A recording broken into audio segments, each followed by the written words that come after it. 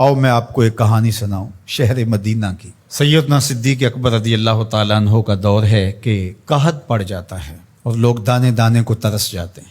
आपने ऐलान किया कि शाम तक मसला हल हो जाएगा। क्यों कि हज़रत उस्मान गनी रज़ी अल्लाह ताला अन्हो का तिजारती काफ़िला वापस आ रहा था मदीने में। 1000 ऊँट गले से भरे हुए शहर मदीना में पहुँचे। ताजर पहुँचे और उन्होंने कीमत लगाई कि जो चीज़ 10 रुपए की आप ख़रीद के लाए हैं हम 12 रुपए में ख़रीदने के लिए तैयार हैं। हज़रत उस्मान गनी ने कहा कि मुझे ज़्यादा नफ़ा चाहिए, मौका है, नफ़ा ज़्यादा से ज़्यादा कमाएं। हज़रत उस्मान गनी बहुत कामयाब ताजर थे, तिजारत के उसलूब को समझते थे।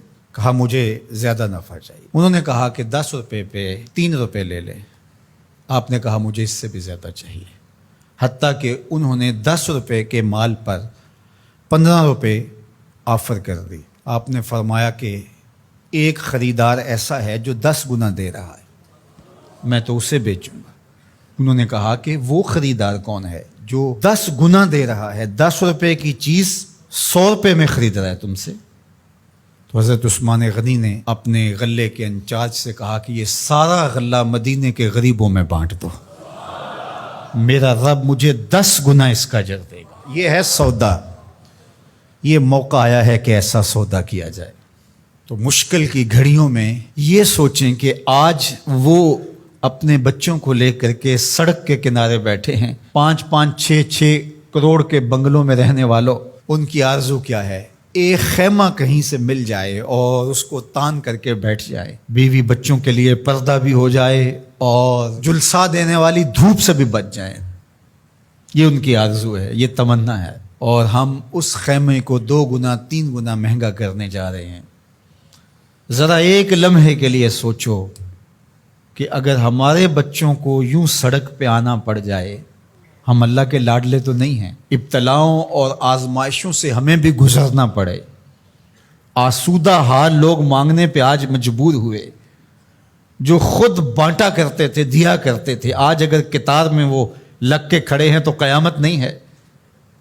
तो ये क़यामत यहाँ भी तो आ सकती थी। तो आज 2 गुना 4 गुना करने वाले ज़रा एक लम्हे के लिए सोचें कि उनको अगर यूं खड़ा होना पड़ जाए धूप में, जुलसा देने वाली धूप में, अपने बच्चों को लेकर, अपनी बीवी को लेकर, अपनी शहजादियों को लेकर के, तो बताओ क्या मिजाज होगा। तो ये मौका इस तरह की कमाई करने का नहीं, आखिरत की कमाई करने का है। ये मौका उन गरीबों की दुआएं लेने का है। ये मौका उन दुखियारों की, लाचारों की, परेशान हालों की, मजबूरों की, उन फंसे हुए लोगों की दुआएं लेने का है।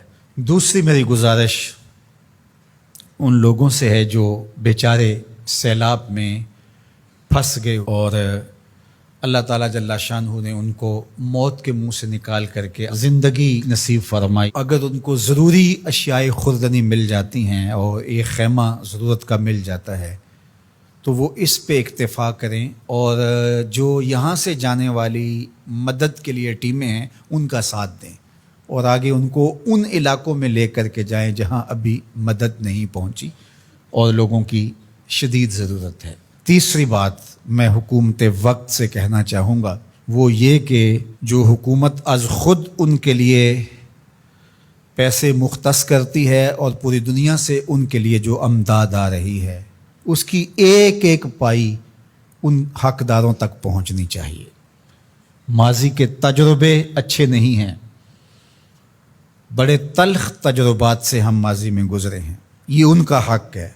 चावल का एक दाना भी अगर तुम्हारे पेट में चला गया वो तुम्हें चैन जिंदगी भर नहीं लेने देगा, तुम्हारी नस्लों को भी उसका हिसाब देना पड़ेगा। इसलिए जो भी मदद आ रही है उन लोगों की अश्क शोई के लिए वो 1 रुपया है या 1 लाख रुपया बनता है फीकस के हिसाब से, पूरे इंसाफ के साथ, दयानतदारी के साथ, शफाफ तरीके से उन मजबूरों तक, उन लाचारों तक, उन मफलूकुल हाल लोगों तक। आप तो अच्छे घरों में रह रहे हो, आसूदा माहौल है, हर तरह की खैरियत और आफियत अल्लाह ने महफूज रखा है, तो हवस किस चीज़ की?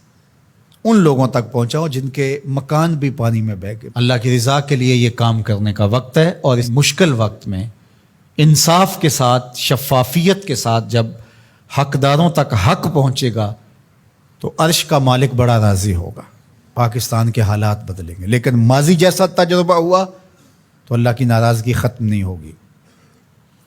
تو یہ میں گزارش کروں گا کہ شفاف طریقے سے آیان سلطنت کی ذمہ داری ہے اس آنے والی امداد کو ان تک پہنچائیں۔